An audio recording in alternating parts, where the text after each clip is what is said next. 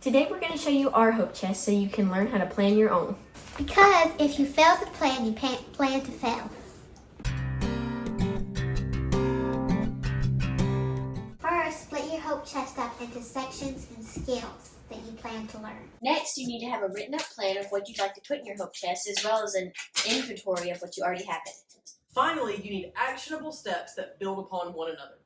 We've made a list here where we split the hope chest curriculum into sections that we want to learn. On Mom's curriculum, I've written out specific things here of what I want to learn how to do that's not written on there. So, for example, I want to learn how to make cultural foods like tacos and hibachi, sushi, German foods, and other things. Step 3 is to create actionable steps that build upon each other. Instead of just saying, I want my girls to learn how to cook from scratch, instead we've broken that curriculum down about cooking from scratch into first learning knife skills because we want to be safe in the kitchen. We want to learn how to use herbs and spices correctly. Then we want to learn how to select and prepare a meat, how to make casseroles or pot pies, different side dishes and what they go with, how to make different breads and pastries, and then of course desserts. We have already started building 2 hope chests over the last couple years, so we want to give you our best tips on how to fill your hope chest and how to plan ahead for some of these things. Our first tip is to thrift a chest or to use what you have. So we found this trunk at an antique store. It was very affordable.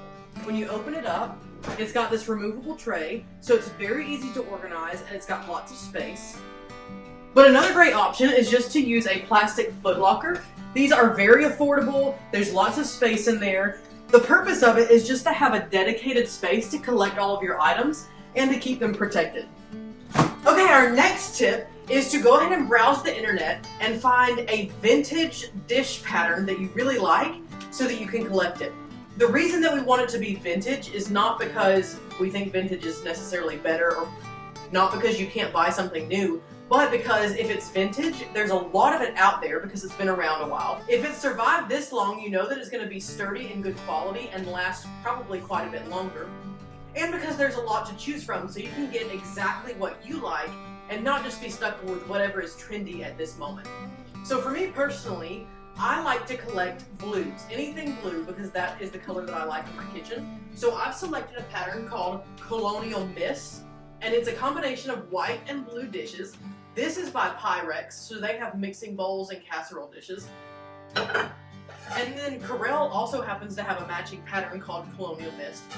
And then we also happen to find a set of these 8 bowls for like $4 or $5. They're not Colonial Mist, but they do match my theme and pattern. I collect False-Craft Tea Rose. It has light pink and blue flowers and a light green leaf, and it's very dainty. I collect a pattern called Yorktown by False-Craft. It's this blue and white pattern and I really like it, and I have so much of it that we have a whole closet just designated to that.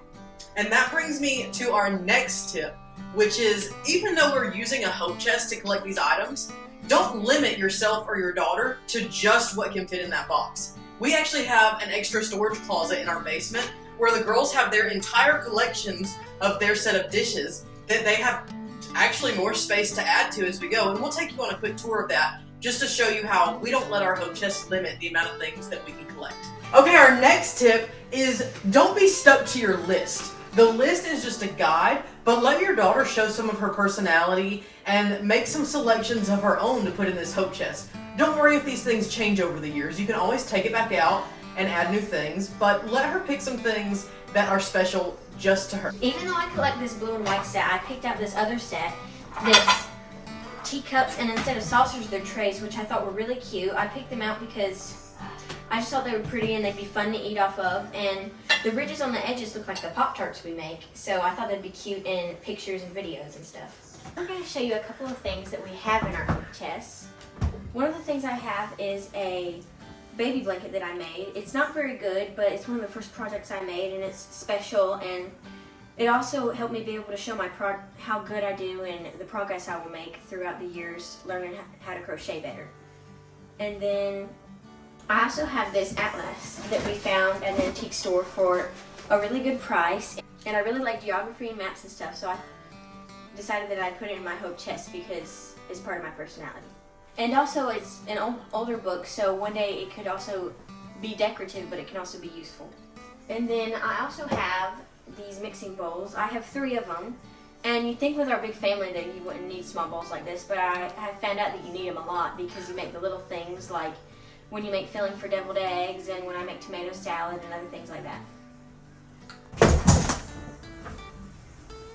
This is a Little House on the Prairie apron for the Little House on the Prairie Museum at the SMET.